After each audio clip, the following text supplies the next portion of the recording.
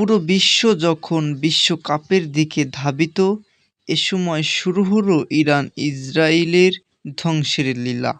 ইতিমধ্যেই ইরান ক্ষেপণাস্ত্র ছুড়েছে ইসরায়েলের মহাকাশে। এদিকে ইসরায়েলের উপর আতঙ্ক রয়েছে ইসরায়েলের জনগণ। প্রতিবেদন শিরোনামে লেখা উঠেছে, ইসরায়েলে সর্বস্তরে হামলা করেছে ইরান। ইসরায়েলের জনগণ আতঙ্কে রয়েছে।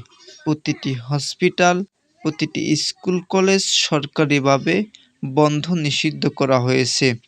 ইসরায়েলের জনগণগুলো হাউমাউ করে কান্নাকাটি এবং আতঙ্কে অসুস্থ হয়ে পড়েছে।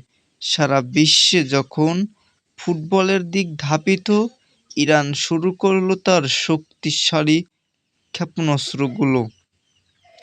ইরান এবার বুঝিয়ে দিতে চায় ইসরায়েলের প্রধানমন্ত্রী নেতানিয়াহুর উপরে আক্রমণ করে তার যে অস্ত্রের ঘাঁটিগুলো আছে সেই অস্ত্রের ঘাঁটিগুলো ধ্বংস করলে।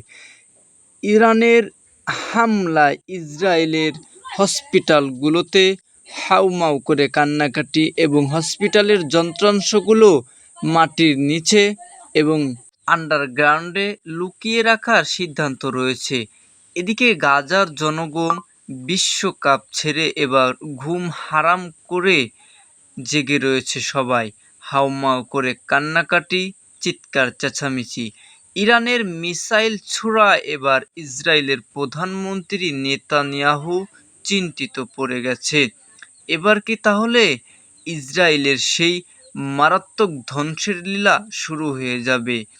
ইরানের সর্বোচ্চ নেতা ইয়ামিনী খামেনির উদ্দেশ্যে মিসাইল ছাড়া হলো ইসরায়েলের আকাশে। এবার ইসরায়েলকে প্রতিবাদ করবে।